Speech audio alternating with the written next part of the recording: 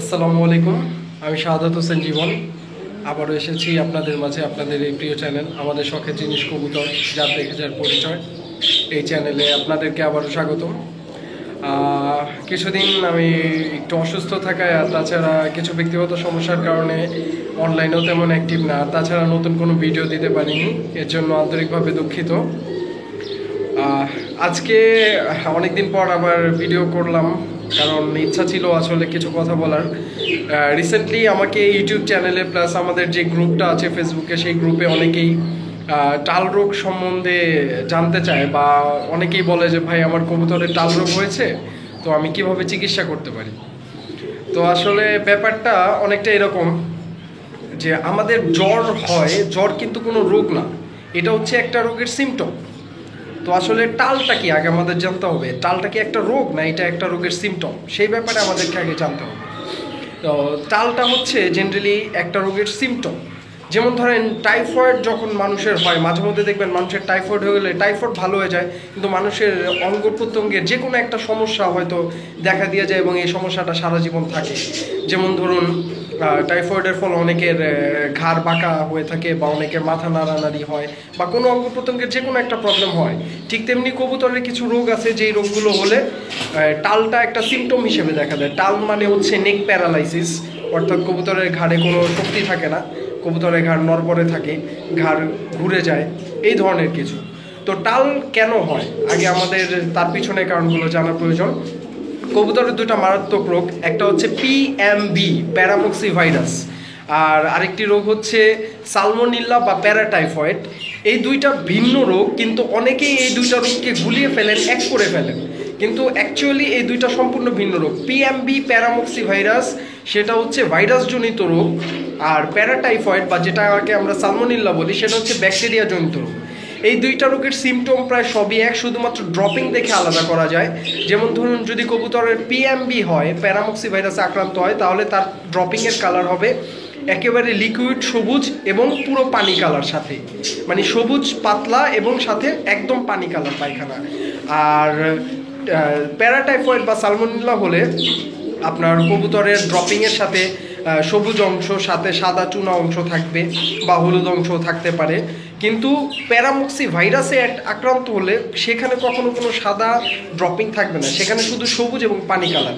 আর সালমোনিল্লা হলে সবুজ কালারের সাথে সাদা অংশ বেশিরভাগ সময় থাকে, তাছাড়া মাঝে মধ্যে হলুদও থাকে।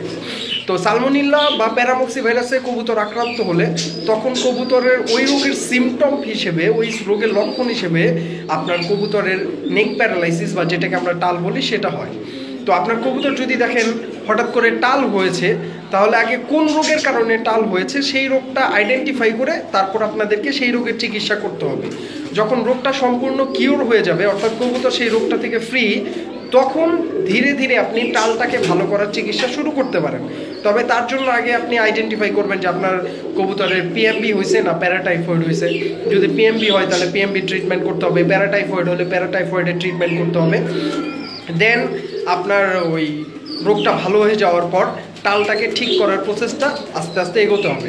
এখন টাল ঠিক করতে গেলে এটা আসলে 100% কিওর ওইভাবে হয় না, তবে হ্যাঁ এমন একটা পর্যায়ে যায় যেই পর্যায়ে গেলে কবুতর ভালো মতো উঠতে পারে, অ্যাজ ইউজুয়াল চলাফেরা করতে পারে, খাওয়া দাওয়া করতে পারে, ব্রিডিং করতে পারে, বেবি ফিট করতে পারে। তো ওই পর্যায়ে নেওয়ার জন্য আপনাকে যেটা করতে হবে, প্রথমে রোগটা ট্রিটমেন্ট করে রোগটা ভালো করতে হবে। দেন কবুতরকে ভালো সুস্থ হওয়ার পর ঠিক মতো ভিটামিন বি কমপ্লেক্স দিতে হবে। পাশাপাশি কবুতরকে প্রতিদিন আধা ঘন্টা বা 1 ঘন্টা রোদে দিবেন। রোদে দেওয়ার পর সেই কবুতরকে অবশ্যই প্রতিদিন একটা করে বিওভিট মানুষের ট্যাবলেট, বিওভিট, থিওভিট বা এপি1, এই 3টা ট্যাবলেটের যে কোনো একটা ট্যাবলেট খাওয়াবেন প্রতিদিন একটা করে। আর ক্যালসিন ডি অথবা স্যান্টাকাল ডি, এই 2টা ট্যাবলেটের যে কোনো একটা অর্ধেক করে খাওয়াবেন। অর্থাৎ প্রতিদিন বিওভিট একটা আর স্যান্টাকাল ডি বা ক্যালসিন ডি একটা করে খাওয়াবেন এবং রোদে রাখবেন। এটা হচ্ছে রোগ ভালো হওয়ার পর টালটাকে একটা নর্মাল পর্যায়ে নিয়ে আসার চিকিৎসা। আর রোগ হওয়ার পর রোগের চিকিৎসা করতে হবে। তো রোগের পিএমবি প্যারামক্সি ভাইরাস বা প্যারাটাইফয়েড সম্বন্ধে যে রোগ, সেই রোগের লক্ষণ, প্রতিকার, প্রতিরোধ, এই সম্বন্ধে আলাদা করে আমার আবার ভিডিও আসবে এবং সেটা খুব তাড়াতাড়ি আসবে। ইনশাল্লাহ আপনারা চ্যানেলের সাথে থাকবেন। আর আরেকটা কথা, এই রোগ বাদেও টাল হয়তো আরেকটা কারণে হতে পারে, তবে সেটা খুবই রেয়ার। কবুতর যদি খুব মারাত্মক কোনো আঘাত পায় সেই ক্ষেত্রে কবুতর টাল হতে পারে, অর্থাৎ তার ঘাড়ে বা মাথায় সে যদি মারাত্মক কোনো আঘাতের সম্মুখীন হয় সেই ক্ষেত্রে কবুতর টাল হতে পারে। সেই ক্ষেত্রে আপনি আপনার এই যে টালের যে নর্মাল চিকিৎসাটা সেটা করলেই হবে। বাট পিএমভি প্যারামক্সি ভাইরাসের কারণে হলে বা প্যারাটাইফয়েড বা সালমোনেলার কারণে হলে আপনাকে আগে সেই রোগের চিকিৎসা করতে হবে, দেন টালের নর্মাল ট্রিটমেন্টটা আসতে হবে।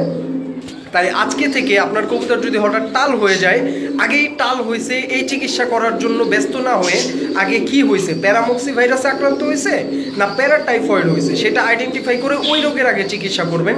আর আরেকটা কথা, আমাদের দেশে অনেকেই প্যারামক্সি বা সালমোনেলার যে ট্রিটমেন্ট দেয় অনেকেই বলে থাকে 5 দিন 7 দিন ট্রিটমেন্ট করলে। অ্যাকচুয়ালি ওয়ার্ল্ড ওয়াইড যেটা করা হয়, প্যারামক্সি ভাইরাস বা সালমোনেলায় আক্রান্ত হলে মিনিমাম 10 থেকে 15 দিনের ট্রিটমেন্ট হয়। এবং প্যারামক্সি ভাইরাস বা সালমোনেলা ট্রিটমেন্টের ওষুধটা আমি বলে দিচ্ছি, পরে প্রসেস আবার অন্য ভিডিওতে বলবো। এর জন্য গ্রুপের নাম বলে দিচ্ছি, স্পেসিফিক ওষুধের নাম না। এই গ্রুপের যে কোনো কোম্পানির ওষুধ খাওয়াতে পারেন, যেমন এনরোফ্লক্সাসিন,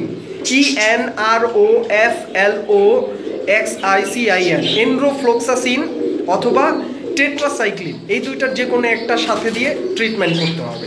এটা পিএমভি হোক বা সালমোনেলা হোক। তারপর রোগ ভালো হয়ে গেলে আপনি টালের চিকিৎসা করবেন। তো আসলে আজকে ভিডিওটা করার অনেক কারণ, অনেক ভাই ফেসবুকে অনেক কমেন্ট দেখে বুঝলাম অনেক ভাই ভেবেছেন আমার হয়তো ইউটিউব চ্যানেল করার কারণে কোনো সমস্যা হয়েছে যার কারণে আমি ভিডিও দিচ্ছি না। আসলে ধারণা ভুল, আমি আমার পার্সোনাল কিছু সমস্যার কারণে অনলাইনে অ্যাক্টিভ না, আর ভিডিও করার সময় পাচ্ছিলাম না, তাইও করতে পারিনি।